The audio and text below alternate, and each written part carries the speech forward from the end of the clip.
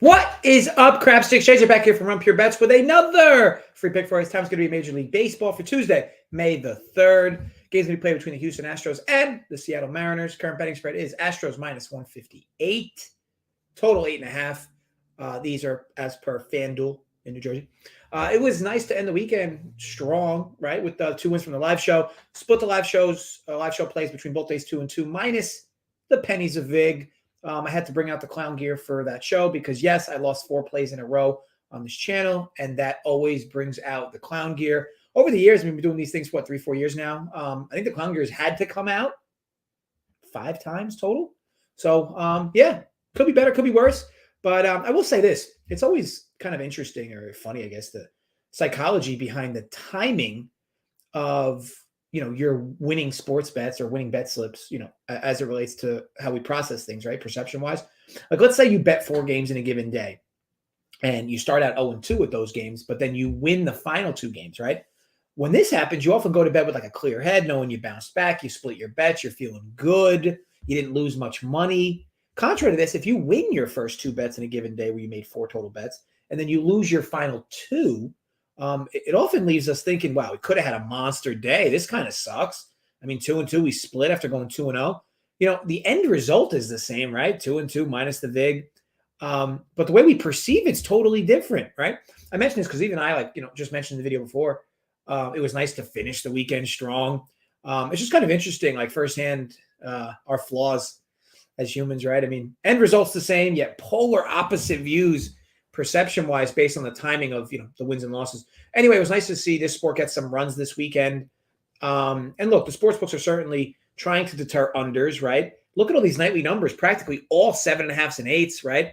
A few 8.5s like this game here, and I'll rule out cores because that's an anomaly. But even look at Baltimore. I mean, now they're hanging 7s in that stadium, like consistently, at least over the last few days, 7.5s. Now, granted, some of the games got steamed up, but still, I mean, has Camden Yards become, Lone Depot Park from the American League? I mean, the park in Miami. I mean, time will tell, but, now runs are a true premium in that stadium, and sportsbooks are trying their best to get into this year, onto it. But it is hard, right? I mean, how much can you keep moving the needle?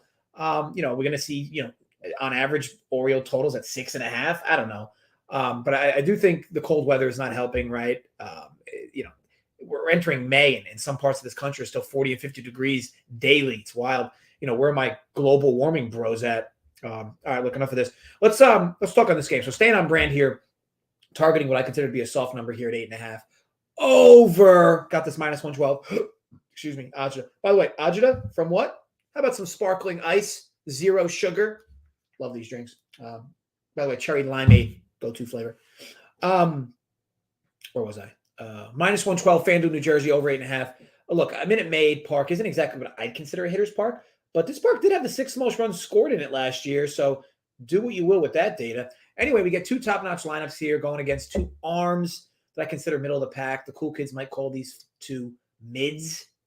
I'll start with Chris Flexen, who last year was a bit smoke and mirrors. I mean, he got, trashed by righty bats, and early on in this season, he hasn't been much different. I want to be clear that I like Flexen. I think he's more than serviceable, but he doesn't strike out anyone, and I don't think he gets near enough ground balls, considering that. With that said, expect him to get tested up and down this Astros lineup. I'm not a BVP guy, so you're not going to hear me talking how good or bad these bats will do or have done against Chris Flexen, or who has, the biggest dick here against Chris Flexen. But look, I know Flexen struggles with righties, and he's facing Houston. That's really all I need to know.